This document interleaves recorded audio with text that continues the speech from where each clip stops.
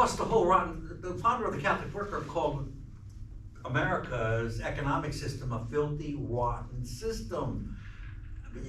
Why don't we just change the system and try to make good come out of a filthy, rotten system? And the other thing I have to say as a person from my generation, there's not a lot of time. And we did a very bad job of helping people in the next generation to deal with this shit. Like I said, I mean, in the farm scene, we just completely abdicated oil-based agriculture. That's, we now know is a problem for our water, our air. I mean, jeepers, creepers. Not good.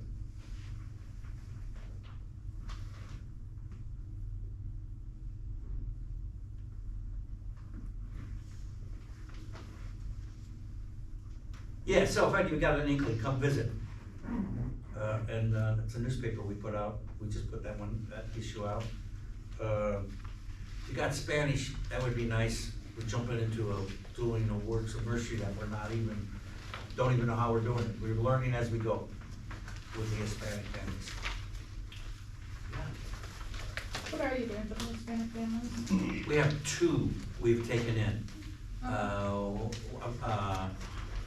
A mother, a father, and a son, and she's pregnant with a, what do you call it? Problem pregnancy, really problem High issues. risk. Yeah, high risk, because I'm doing a lot of stuff for that. She's bedridden, and her father's with us. And then we have one from Honduras, 2 young people, they don't any older than 25, and they got 3 kids. Infant is named Angela, that's my mother's name, so I'm pretty well hooked on the kid. They speak Spanish, and the help we need is just people to help us, help them work through the bureaucracy. God, the bureaucracy is just incredible, trying to get people in this country. Right now we got one of, at our Catholic Worker right now, the real warriors are women. One woman, Jessica Resnicek, you can read about her in the paper, she's doing 8 years in a federal penitentiary. She's got 1.5 years down for trying to stop the pipeline. Oil pipeline coming through Iowa. Noble, heroic story. And then the other woman is Julie Brown, and Julie has been back and forth from Kurdistan, Iraq, working with Christian peacemakers, now called community peacemakers, and fell in love in Kurdistan, Iraq, married a guy, and they've been trying to get him to come back to the States to join her, and they just got accepted, and they're going to be back with us next week. So we'll get to meet Julie's husband, 6 years for the first time. But she does, this is a group of people who bring the discipline of nonviolence to war-torn countries and put themselves at risk, like escorting kids to school or documenting drone kills, warfare. Things like that. So why did I bring that up? Just to say that we work at different levels in our houses, and we're always leaning toward people who are not pro-rich or pro-war or pro-US empire. Doesn't fit the discipleship model. It's a given. Oh, here's another Catholic thing. The greatest sins people can commit are the sins of omission. You know what those are? The ones you're not talking about. So, in the Christian world right now, everybody's embittered about gender things, and I'm all there. I'm for women's ordination. I'm on it. But the fact that we think those are the most important things, and we don't ever say anything about wealth, US war, in empire, those are the sins of omission. How many of you have heard a sermon in the last year on wealth or war or US empire? Understand what I'm talking about? It's a collective Christian obsession to ignore these things, pretend they're not there. Sins of omission, that's how the Catholics call it. So, Another thing about sin, now that you got me going. Sin, the whole concept of sin is that you miss a mark. So there's a mark to be hit. In discipleship, they put it out there. Feed the hungry or go to hell. You either hit it or you miss it. Love your enemy, try to kill him? No way. You either hit it or you miss it. That's what it is, a double thing. There's the target, hit it. Now, if you're aiming for the wrong target, what's the odds you'll ever really hit the mark? Far less if you know what the mark is and you keep missing it. Hear what I'm saying? Church leadership are the guys and gals who are supposed to set the mark. If they never talk about wealth, war, or empire, how are you going to hit the mark and follow Jesus? I don't think it'll be done.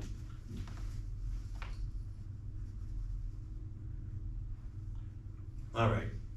Sin's not really a neat topic to talk about. We've done such a bad job of presenting it, just give us nothing but guilt and fear. Perfect kind of specimens for our culture that lives on addictions. That's how they buy us off. Addictions. You want to see addictions at work? Come see the people we serve. You want to see addictions at work?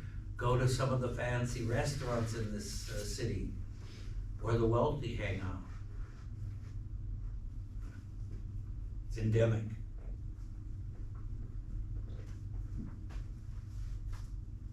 And that's why one of the best things that the American culture has produced spiritually is AA. It's true, gang. It's uniquely American, and we needed it. We're the most addicted people in the world. Just saying. So back to like, I'm just gonna tie this back around to wealth. What's your ideals on like mega churches and all the like pastors and priests that speak at those mega churches, driving home in their 6-figure cars, preaching that you need to love thy neighbor and give money or help the poor and not own all these materialistic things, than having a private jet that they could fly across the country just to speak in another mega church. I put all those crowd in the same crowd of the U.S. Catholic bishops. And I would use the same terminology that Jesus used for the leadership of his church when he got to talk to them. What did he call them? A den of what? Didn't you say snakes? Not a den of saints. No, I said snakes. Well, that was good. He didn't call a lot of snakes and vipers and stuff. That was John. John the Baptist called the Pharisees brood of vipers. Oh, wait, that's Matthew 25 or 23. Go through that. The whole damn chapter is Jesus cursing the scribes and the Pharisees. I love it. But he called them a den of thieves. Called them a den of thieves. Most people thought, you read it today, Jesus was against the temple. He wasn't against the temple. He wasn't against animal sacrifice. That wasn't a big deal for him. The big deal for him was the people who were making money and cahoots with the Romans and signing off on crucifixions. Then the bad people, den of thieves.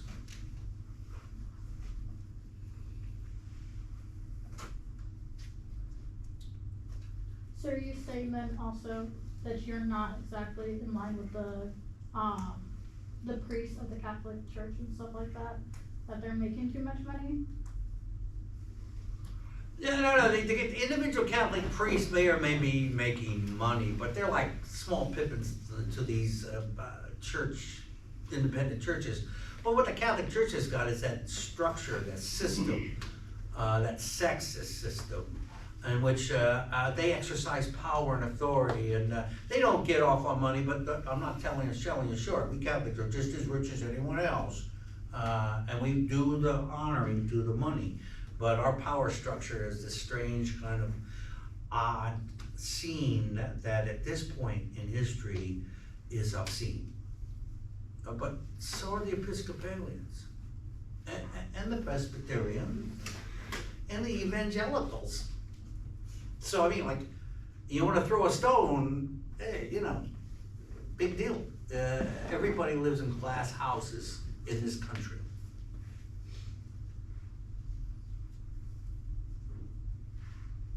Don't get me wrong, I'm hopelessly Catholic, gonna stay there.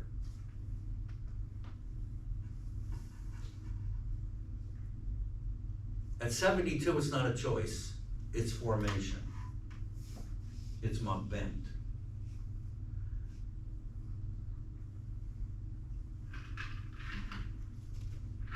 So why Catholicism rather than any of the other dominant denominations?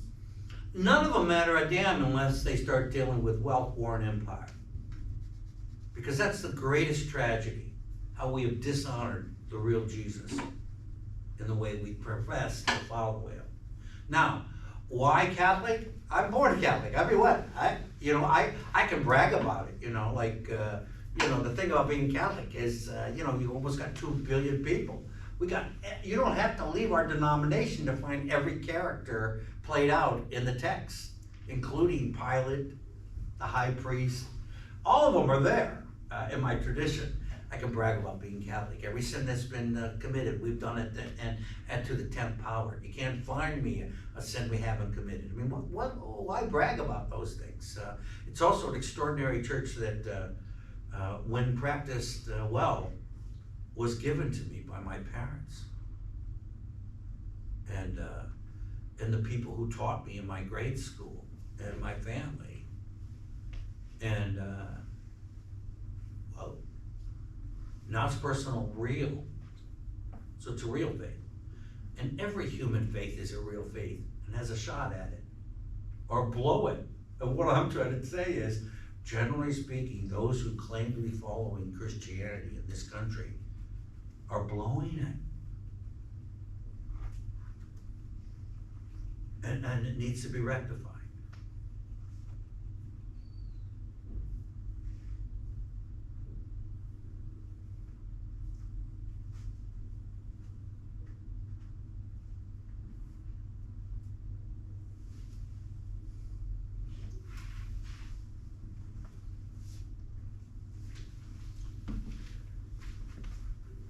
For somebody that doesn't have much experience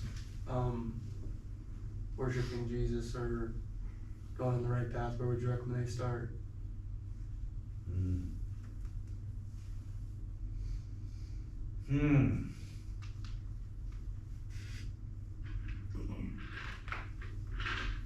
Well, I would start by, look, this is how I started. I started reading the New Testament. I didn't want to read the whole Bible. I just wanted to read the New Testament. And frankly, that's the only thing that matters. That's why they called it the New. Now, that doesn't mean I'm throwing away the Old. But if you understand how Jewish people write, and the New Testament is written by Jewish people from a Jewish perspective, they steal everything from everything they wrote before. That's what's so neat about the New Testament. You can't throw away the Old, because that's how they created the New. They brought out the suffering servant Isaiah. They brought out the Son of Man in Daniel. They brought out all of these things from every, I just can't tell you, you can't read the Old can't read the New without reading the Old. But the point of the New is it formulates the Old and it's where it needs to be. And some of the Old it left behind. Some of them, this is really, really important. The New said, we're going to have the kingdom of God, but it's going to be a kingdom that's not dependent on any one land, any one temple, any one city. No king is going to rule the kingdom of God. God, there are no kings in the kingdom of God. the kingdom of God in the New Testament is where Christians are being disciples of the radical Jesus of love. You bring the kingdom to the place you follow Jesus. That's a whole different way of looking at it. It's not dependent on land. That's a different thing. Don't you think that's a different thing? I think it's a different thing. The other thing is, our God is not a killing God anymore. We're not gonna kill people. That's it. You know, you can go to the Old Testament, you can find a lot of God killing stuff. But by the time you get into the New, it's gone. It's out. We're not doing that anymore. That's wrong. And the other thing is, no more bowing down to an empire, a human empire. Powers and principalities, St. Paul called them. No more giving Rome its due. So there's only two things to do when you're a Christian when it comes to empire. Run away or resist. And you know what? The day a human is born outside of empire will be a great day. But frankly speaking, I haven't seen it. Hasn't happened in my generation. Hasn't happened in the last 2,000 years. I don't see empire disappearing for any moment now. So for those who are concerned about Christianity absent empire, I don't think you have a lot to worry about. And I would love to see the day I can put this book down and say, we don't need it anymore. Because there ain't no empire we need to resist and run away from.